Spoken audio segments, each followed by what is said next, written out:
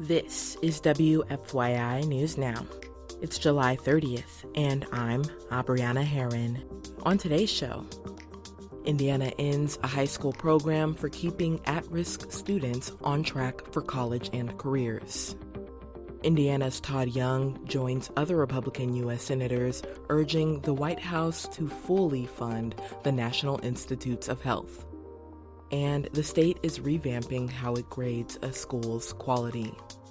We know that the first draft is far from perfect, and people have suggestions that we can take forward and make better.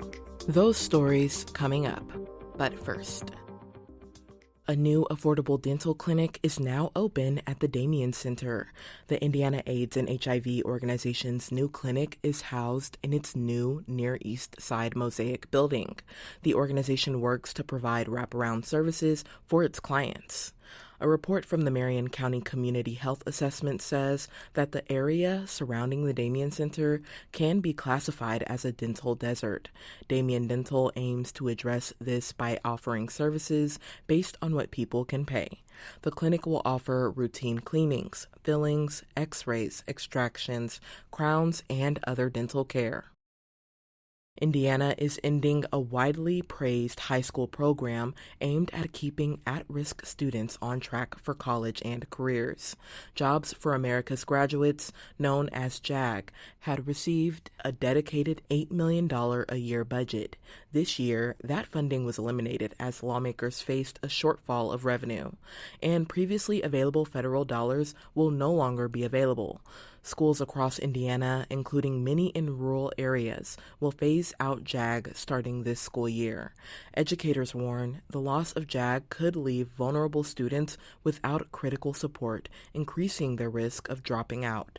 Some districts may temporarily continue JAG with local or philanthropic funds, but most say that's unsustainable without renewed state funds.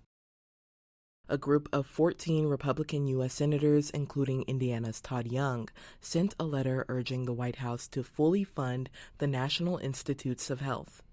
The letter calls for the prompt and full disbursement of these funds, which are part of the fiscal year 2025 Appropriations Act, signed by President Donald Trump. They say the NIH funds are necessary to cure diseases and make America healthy again. The senators expressed concern in their letter over the slow release of these funds, warning that could undermine vital research on cancer and rare pediatric disorders.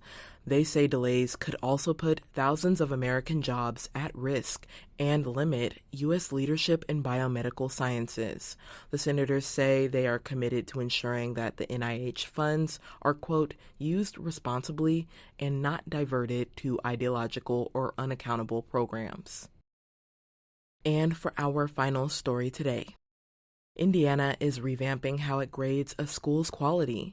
The state is taking public comment on a new accountability system that could change how student success is measured for years to come. Eric Weddle has more. The first draft of Indiana's new A to F school accountability system is now open for public feedback. The proposed model moves beyond test scores as the yardstick for quality. It adds skills for students like work ethic and career readiness. The system would track student progress at key grade levels from third grade through graduation. Secretary of Education Katie Jenner says the feedback from families and educators will be used to improve the plan. The first draft is far from perfect, and people have suggestions that we can take forward and make better. Comments are due by August 22nd. A final version is expected by the end of this year. I'm Eric Weddle. That's all for today's episode of WFYI News Now. Our podcast is produced by Drew Daudelin and Zach Bundy, with support from the news team at WFYI and public media journalists across the state. Our news director is Sarah Neal-Estes. Kendall Antron produced our music, and I'm your host, Abriana Herron. If you like today's episode, remember to subscribe and share, and follow WFYI on Instagram, TikTok, Facebook, and YouTube to check in on our newsroom throughout the day. Thanks for listening. We'll be back tomorrow.